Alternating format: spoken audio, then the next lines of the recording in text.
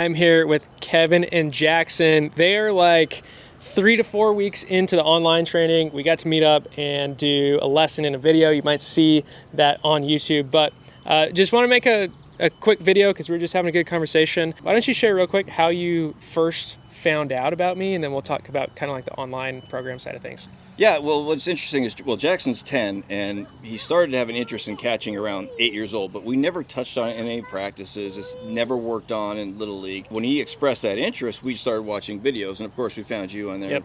watching, and we learned about your program. And I wasn't sure what this virtual learning would be like, and how, how much would he take away. But I will say, in 3.5 weeks, his progress has been tremendous. And what really stood out to me is when some of the coaches came up to me and says, "Is he taking lessons with catching lessons?" I said, "He is." And they go, "We can tell. His form is strong. Everything's looking good." And I think that's a testament. And plus, just for me, I'm able to see. I'm not an expert in that field, but I'm able to see it just by watching him and seeing how good he is at the simple things. I think we underestimate how important the stance is, right? Yep. I think the stances alone fixes so much immediately. We're in the very beginning. There's so much to learn in that position from a leadership perspective, but just setting up and getting your kids ready for catching. And I was worried, is my 10-year-old too young? Is this too early?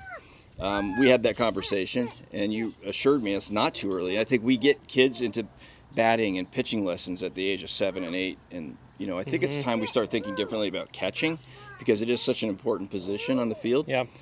And I think it has more technical pieces than most any other position. Yeah. And I said, why do we not train that? And I think that's something I see as a real opportunity for us. So we're thrilled with the progress we've seen. I can't wait to see where we are at week 12. Yeah. But it's been absolutely exciting. Right, Jack? Uh-huh. Uh-huh. I love it. He just works super hard. So what were the other doubts that you had before you started? It was, will it work for a 10-year-old? Will online work? What would you say the other ones were? So I talked about the age. Was that too early? It's not too early. I'm probably starting too late, actually, I think about it. And then obviously the online, would that work? And the way you bring videos and you draw, you show I'm able to actually watch it and learn. Some of the challenges there is, how do I keep working with him as a parent? Because one thing I take him to his coach for hitting, the coach is working with him for a straight hour, and I'm just watching.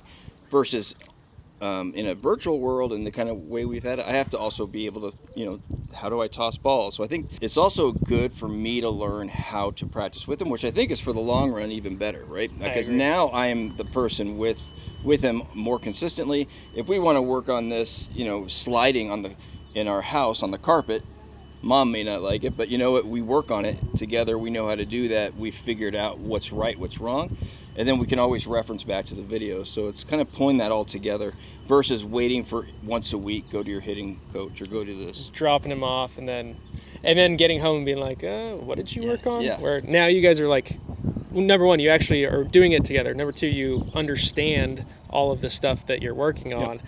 And And then number three, hopefully the goal is that you guys can then take this and have all that time working together, because at least for me, that was like some of the most important time that I spent with my dad, and so like, if now you are also equipped to be able to help him and video him and ask questions rather than being like, hey, do this, you can be like, hey, what do you see right here? And then open up that dialogue and that communication pattern. It's just exciting. Well, I'll say it's also cool that we have the many touch points, your Zoom meetings and stuff. There's a lot of different touch points.